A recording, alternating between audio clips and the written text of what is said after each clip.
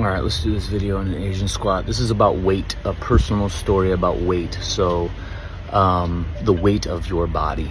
So last year, I had a 30-pound swing, a 30-pound weight shift. And the only reason I know this is because I follow some numbers as I'm manipulating certain traits and variables over the course of 6 months to 18 months to see what changes and stuff, but I never ever do it clinically, ever. Did in the office, we would do body fat and water as just to prove that the people that drank the most water, plain water were the least hydrated. It was kind of a cool thing, and then just to show that weight doesn't always match how you're feeling and all. It was just more of an enlightening. It was a really way to level to science up. It was a metric up, but never in a how you're doing type format. And so so last year, a 30-pound swing. What was it? My life. What'd you do? I looked into my life. What'd you eat? The foods I could digest. How much? Till I was full. What'd you sleep? I slept how I would normally sleep, only provided the best opportunity for me to get as much rest as possible. What'd you train? I trained. What'd you get light? I light. Like, what'd you do with work? I worked. Like, what? This doesn't determine anything. And so again, we use a metric called weight, but let's just think about what that was. Think about what it is. I mean, even just me, it's fat. You had 30 pounds of fat? No, and that's unfortunate that we think it is fat, or it was 30 pounds of muscle, that we even think that every cell you have has a process, carries out its purpose, all linked together, all linked outside of you, inside of you, and all systems, emotionally, mentally, chemically, vibrationally, physically, intellectually, spiritually, you name it. Every cell has a process. So that means that every structure inside a cell weighs something. Everything a cell does is going to have weight, carry weight to it, because there's mass to it. Even light is going to have a mass. Your thoughts are going to have a mass. So when you're measuring weight, 189, I went all the way down to 157. And then all over the place in there. So what is 189?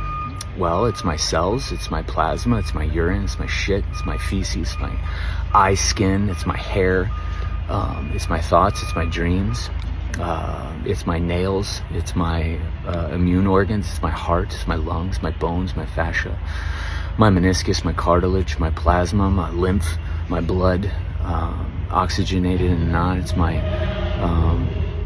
pancreas, my appendix, my tonsils, my gallbladder, all these essential organs, my teeth, my saliva, my ejaculate, my sperm, testicles, pubic hair, belly buttons, moles, bone spurs, scar tissue, inflammation, swelling, you name it. Okay. So now my body making all these massive changes, some of them I'm understanding, symptoms of healing, because it gets my attention and lets me know that there's change needing to be made or things to be understood. And certain changes carry weight. Certain changes lose. So think about that. If I did a 189, well, what was 189 pounds? All of me. All of you what? The entire experience of my life is 189 pounds. The entire experience of my life is 157 pounds. So what a disservice we do to reduce you to a number, maybe the most manipulated number in medicine, health, fitness, fashion, beauty, sports, even with ballet and gymnastics and the NFL. Like, how just fucking warped we do it, where we reduce it down to a number, your value or your function to a single number. It's as bad as the second most abused is hormones. It's awful. That's why I did a class on it, to even think that you could convince people that their hormones are abnormal. That's just next fucking level. But here we are. But weight is the number one. And so again, I could have, if I reduced my entire life to a number, I could have, dazzled that number very easily. I could have eaten goldfish for 4 months and changed the number.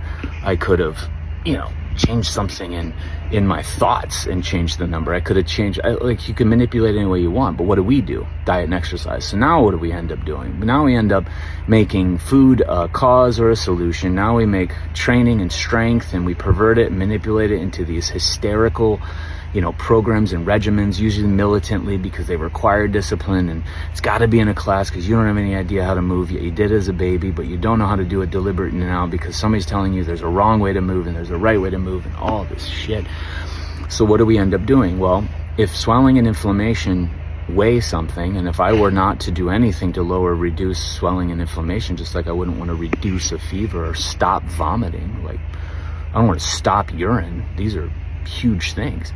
Stop bleeding? No, bleeding's going to happen when there's damage to a cut or to the skin. So if I fix, treat, cure weight gain through some hysterical effort, what I just did was got rid of a massive symptom of healing, a healing response that was perfect for me to feel and to understand, not the number of the weight, but what would we feel? We would feel bigger. We would feel impregnated. We would feel full of something that has to come out, or full of something we haven't said, or full of life and opportunity and potential, or we'd be starving for something we're not getting, or starving for something that we're just offering to everybody else but ourselves.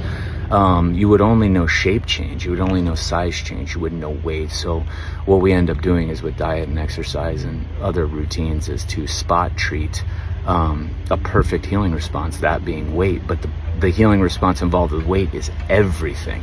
I mean, scar tissue and bone spurs and herniated discs and swelling and fluid around joints weigh something. So would it make sense that your shape would adjust? For sure, but there's so much more there. And if I would have dazzled myself with some form of medicine to fix my 30-pound shifts because I would have felt they were wrong, because my weight is wrong, I'd have missed all the lessons and all the understanding over the last year and a half, year and 10 months, all of the work I'm doing, still doing, programs, efforts, feelings, beliefs, habit changes, taste, desire, steps, showing me steps to go. I mean, there has been so much shift, so many shifts in my life. I'd have missed all those. But thankfully, the body cycles things back that if I missed it, it's going to come back. Something would come back for me to be able to see it. So again, I have to play by these same rules, these same laws, right? So 30-pound shift, what did I do? I can guarantee you I didn't do diet and exercise. What supplements did you take? I don't, because that's why I specifically want to feel how things that I'm doing, in my understanding and changes, how they affect my body. If I'm loaded on herbs and supplements, I wouldn't understand the true effect because I'm so coked out on all these other things, which by their very intention is being sold to you to fix something underneath because something's wrong with you. Some symptom, some conflict, some trauma, some inflammation, some leaky, some spore, some mold, some toxin, some marker in a lab. Something has been sold to you that's wrong. Your lymph is wrong, your posture's wrong, your spine's wrong, it's subluxated, your temperature's wrong, your energy's wrong, your chakras are wrong, your digestion's wrong, your hair is wrong, your skin is wrong, and your weight is wrong. Holy shit. So 30-pound weight shift. Thank you, body. It was fantastic. Can't wait for the next one because there's going to be more symptoms, more injuries. That's the point. And the more understanding and more learning and more connecting you have with yourself, the more you sense and the more you see these things play out. And it's like, whoa, and you catch them in real time. You see them in real time. You see things you need to understand. You almost can predict what your future is going to look like because of some of the things you go through. So again, to reduce you in your life down to a number like weight, man, that's just such a disservice. And then to go ahead and manipulate and fix it with this medicine called diet and exercise, god damn, what a way to completely pull the wool over the eyes of a person who their shape changes are so critical and important to their understanding of their own bodies. And then the distrust that we create with our own bodies with every diet and every exercise program, and the distrust we have with foods and the fear we have with foods, with all that, and then the fear we have and the confusion we have behind just deliberate movement to varying degrees of forces and energy between your toes and thumbs at different volumes and different intensities. I call it training. Different from physical activity, but the divorce of what's happening with all that, thinking that diet and exercise are ever a medicine. If there's ever a time to do the opposite of what the masses are doing. Now is the time, but do yourself a service and an honoring and a respect by not reducing yourself down to a single number.